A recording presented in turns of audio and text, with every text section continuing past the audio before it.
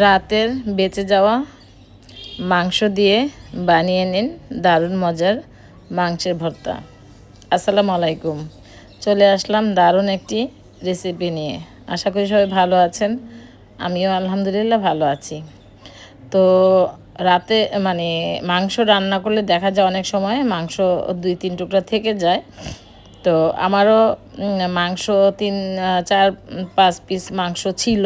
তো ভাবলাম এই মাংসটা দিয়ে আমি ভর্তাটা বানাই। তো কিভাবে ভর্তাটা বানাই সেটাই আপনাদের সাথে শেয়ার করার জন্য চলে এসেছি।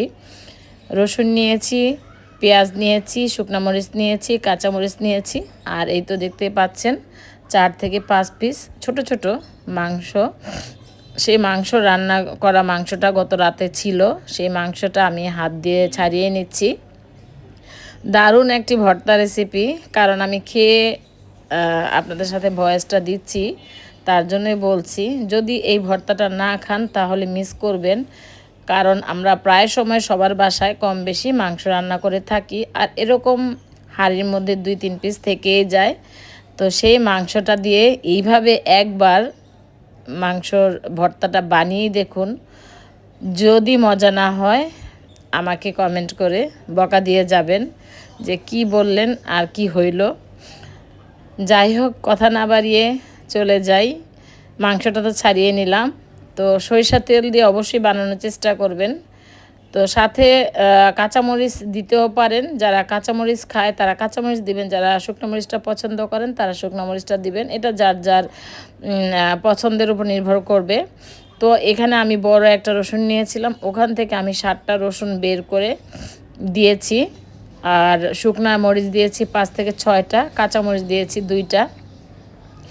তো যাই হোক, আমি প্রথমেই সরিষার তেলে সবগুলি ভেজে নিচ্ছি। খুব ভালো মতো ভেজে নিতে হবে রসুনগুলি, খুব ভালো মতো। তারপরে শুকনো মরিচ, কাঁচামরিচ ভালো মতো ভেজে নেবেন। তো আমি খুব ভালো মতো ভেজে নিয়ে নামিয়ে নিব আর কি। তো দেখতেই পাচ্ছেন একদম খুব ভালো মতো ভেজে নিয়েছি। তো এখন ভাজা হয়ে গেছে, আমি এখন এগুলিকে নামিয়ে নিব। তো মরিচগুলি আগে নামিয়ে নিচ্ছি, এখন আমি রসুনগুলি নামিয়ে নিচ্ছি। আর এরকম একটা ভর্তার রেসিপি সত্যিই বলছি, যদি না খান তাহলে মিস করবেন। যারা খেয়েছেন তারা হয়তো বা জানেন।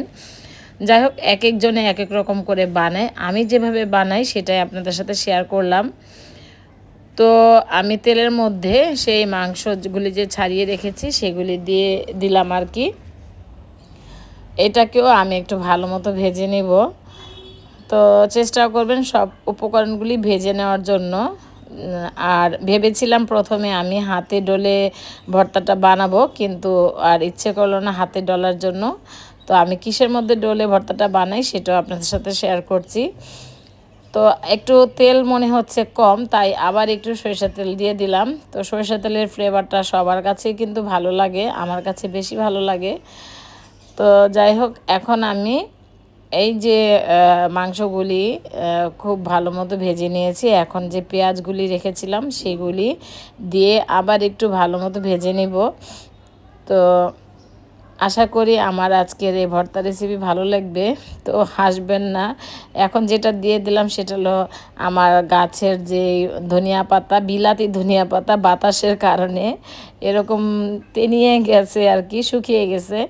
যাই হোক, সকালে আনা হয়েছিল, খোলা ফ্যানের নিচে ছিল, তাই এরকম হয়ে গেছে। আন্তরিকভাবে দুঃখিত। আমি পরে একটু ডিপ ফ্রিজে ধনিয়া পাতা ছিল, সেটা আমি পরে দিব, সেটাও দেখাবো। তো আপনারা এই পর্যায়ে যদি ধনিয়া পাতা দেন সাথে কিন্তু দিয়ে ভেজে নেবেন। তো আমার ধনিয়া পাতাগুলো আমি ফেলে দিব, ফেলে না দিয়েই কিন্তু ধনিয়া পাতাগুলি দিয়ে দিলাম আর কি। আর একটু সরিষার তেল দিয়ে আমি পেঁয়াজটাকে ভালো মতো ভেজে সবগুলি একসাথে মিশিয়ে ভেজে নিব। তো খুবই অল্প উপকরণ দিয়ে এই ভর্তা রেসিপিটা বানিয়ে নিচ্ছি।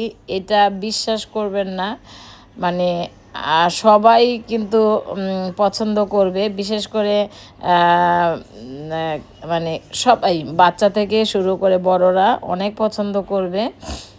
তো আমি এখন লবণ দিয়ে দিলাম পরিমাণ মতো, যদি লাগে পরে আবার দিয়ে দিব। তো আমার বাসায় আমার মেয়ে এসেছিল, অদ্রিকা এসেছিল, তো দুপুরবেলা এসেছে। তো আমি বললাম একটু ভাত খাও। তো বলতেছে আন্টি আমি খেয়ে এসেছি। আমি বললাম যে তুমি একটু খেয়ে দেখো। তো বলল কি দিয়ে? আমি বললাম মাংসের ভর্তা দিয়ে। ও একটু শুনে অবাক হয়ে গেছে, মাংসের আবার ভর্তা হয় নাকি। যাই হোক, দেখতেই পেয়েছো আমি কিন্তু ডিপ ফ্রিজ থেকে ধনিয়া পাতাটা এনে দিয়ে দিলাম। পরে আমি বললাম হ্যাঁ হয়, তুমি খেয়ে দেখো। তো অল্প একটু ভাত দিলাম ওকে, মাংসের ভর্তা দিলাম, বড় ভাবি কাঁঠালের বিচি ভর্তা করেছে সেটা দিলাম, ডাল দিলাম। তো ও আসলে সত্যি ও খেয়ে বলতেছিল যে অনেক মজা হয়েছে। তো আমার দুই ভাবিকে দিলাম, আমি খেলাম আর অদ্রিকাকে দিলাম আর কি। আমরা চারজনে মিলে এই ভর্তাটুকু খেয়েছি। তো আমার ভাইয়ের ছেলে বলতেছে ফুপ্পি আরেকদিন এই ভর্তাটা বানাবেন।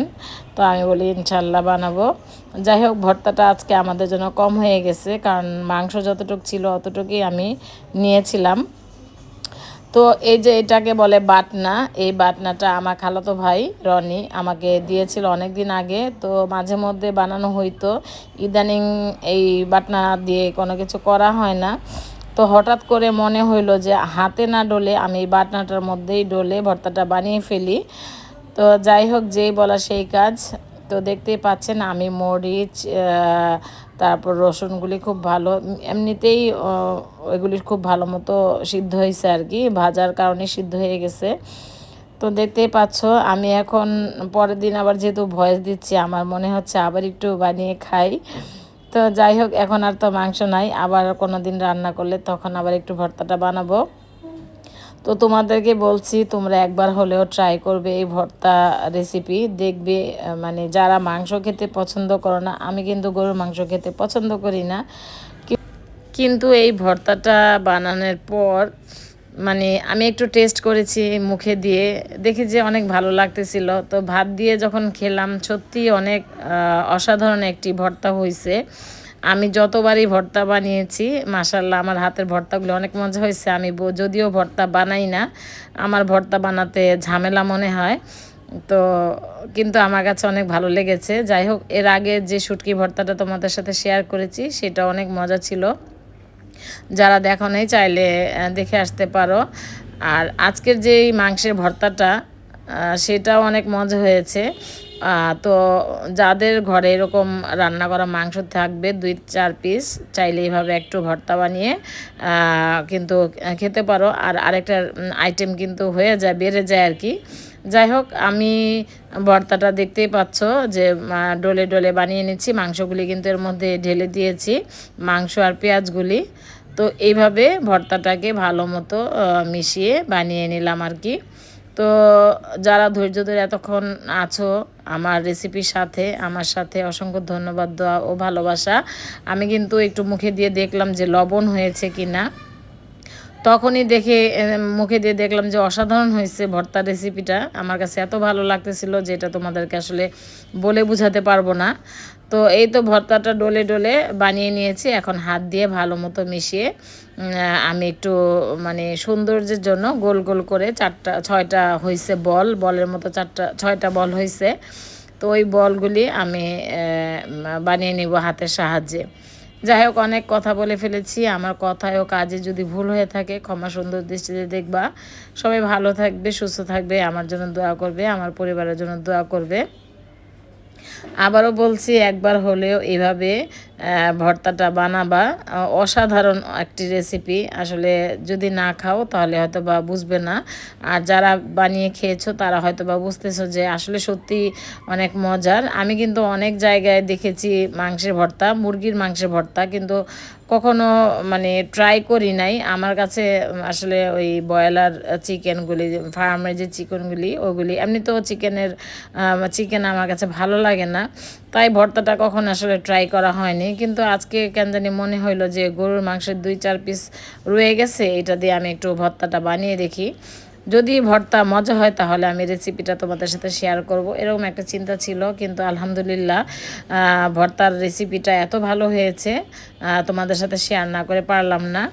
যাই হোক, যদি কারো মনে চায় আমার ভর্তা রেসিপিটা দেখে ভর্তা বানাতে, অবশ্যই খেয়ে কমেন্ট করে জানিও ভর্তা আসলে কি মজা হয়েছে কি না। কিন্তু আমার কাছে অনেক ভালো লেগেছে, আমি যাদেরকে খাওয়াইছি তারাও বলেছে ভালো হয়েছে। আজকের মতো বিদায়, আল্লাহ হাফেজ, আসসালামু আলাইকুম।